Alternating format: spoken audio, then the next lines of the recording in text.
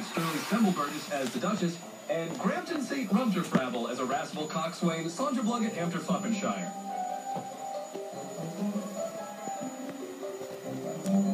Forget it. I'm using a time wish.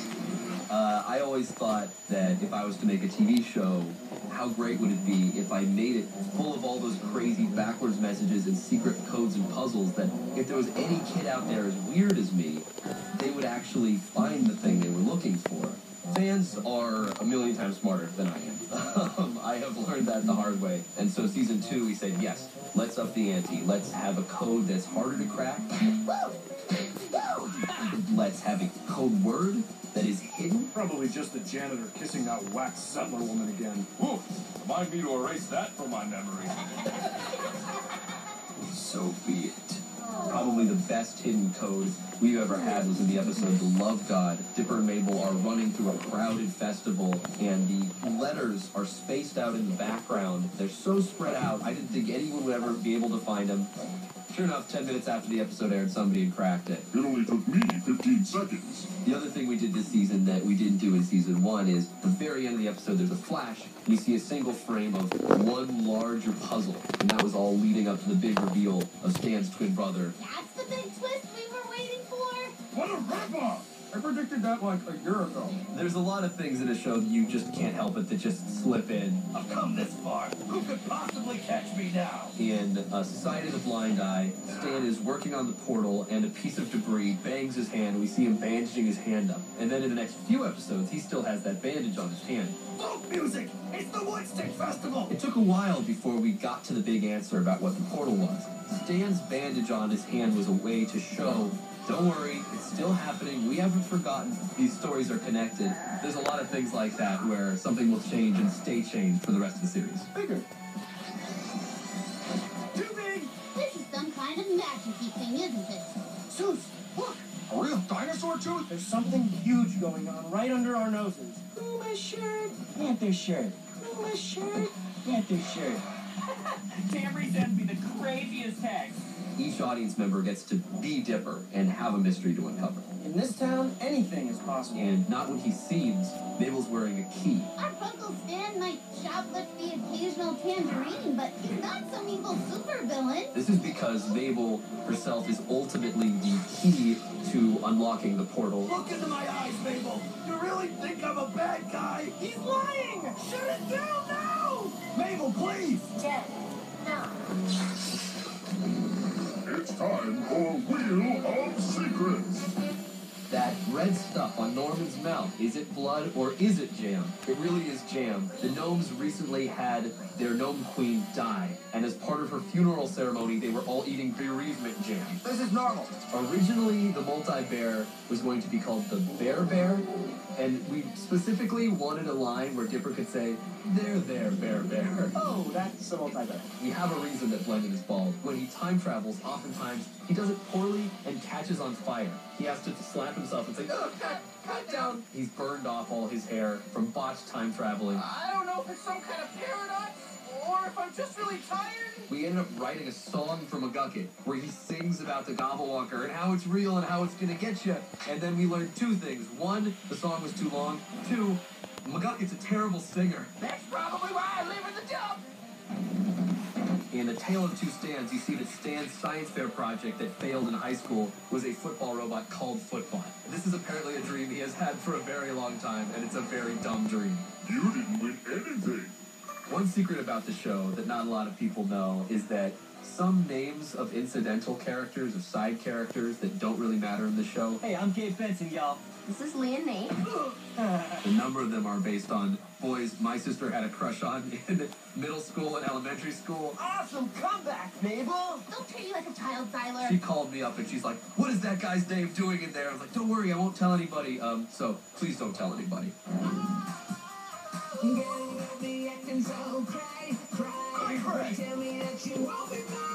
My sister loved not just one boy band, not just two boy bands, but every boy band that was a ripoff of the other boy band. Hey, Dipper. Hey, Dipper. Hey, Dipper. Hey, Dipper. Hey, Dipper.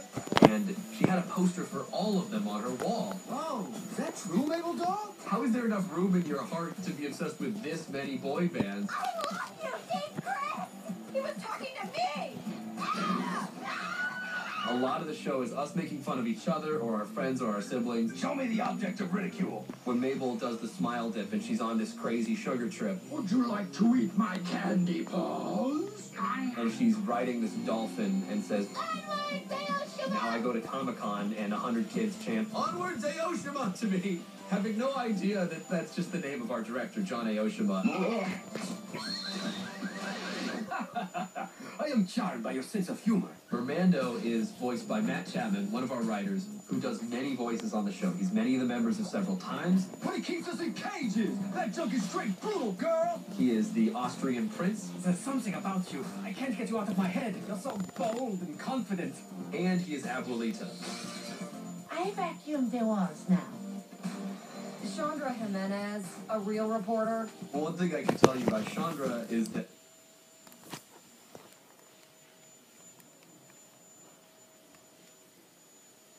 Dinner. something that not everyone might know about Agent Powers is that he is voiced by Nick Offerman, If you have evidence of these claims, we should talk. who is a hilarious comedian. I was born with a rare disorder that makes me physically incapable of experiencing humor. I can confirm, not funny.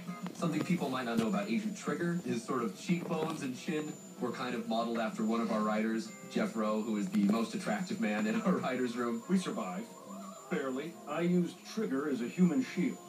And in case you didn't notice, they've been watching the twins the whole time. What about the Lammy dance, Alex? That was you, wasn't it? Now is not the time to talk about the Lammy dance. One of our writers, Michael Rianda, his sister, when he was a child, dressed him up as a lamb and made him do a dance. A lot of people think that was me. Who wants a lammy, lammy, lammy? I do. I do. Fortunately, it was not. That specifically comes from his traumatic childhood memory. So it's like all the writers have a secret sort of personality trait that sneaks into the show. Putting a rainbow wig on a big white gorilla, singing the driving song. Headlights are out, can't really see where I'm going. That's just something I do. Like if I'm looking for my keys, I'll just be like, where are my keys? I'm losing my mind. Where'd they go? Walk into my car.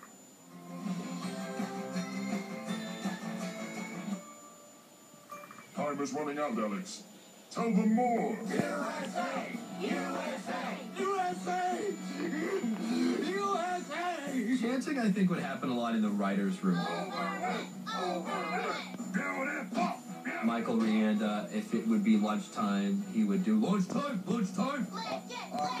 I think he did the first chant that ever appeared in the episode, which was all the teens going, Thompson, Thompson. It's just an obnoxious thing to do, and once you get used to it, you can't stop. There's plenty of little cameos of mine in the show where my face will show up. People assume that that's like me, like, oh, haha, get this, like a little ego boost. The crew likes to make fun of me. And whenever they put my face in the show, that's their way of doing it. Dear Mom and Dad, we've been in Gravity Falls for a few months and so much has happened. Ultimately, Gravity Falls isn't just about codes and Easter eggs, it's about characters. You need an amiable sidekick with a pickup truck? You know I do. I know who my family is now. And it's you dudes. Somebody's in love. I never even got a chance to tell you. I'm like in love with you, Wendy. I always kinda knew. Everything I've worked for, everything I care about, it's all for this family. One of these days, you and me are gonna sail away from this dumb town. When the summer's over, you give me my house back, you give me my name back, and this Mystery Shack junk is over forever. I guess I didn't realize it was already our last one. Look, things aren't gonna stay frozen this way. It's part of growing up. Things change. Summer ends. This summer, I've seen some amazing things, but nothing as amazing as you and your sister.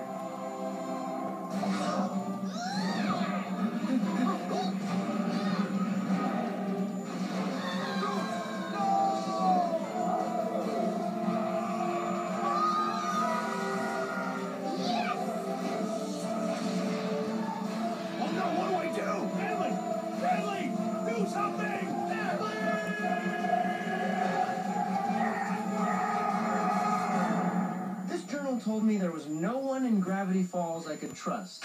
But when you battle 100 gnomes side by side with someone, you realize that they've probably always got your back.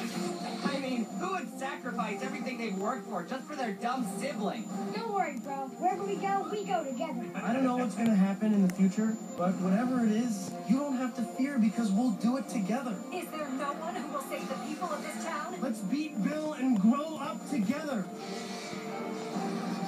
All right, guys, are you ready for this? Sorry, Mabelland. It's time to burst your bubble! Let's get him, dudes.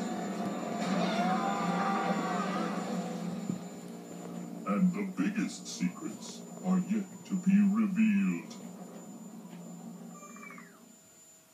Get it! Get it! Get it! Get it! Get it! Get him! Get him! You guys aren't actually going to put this on TV, are you? All right,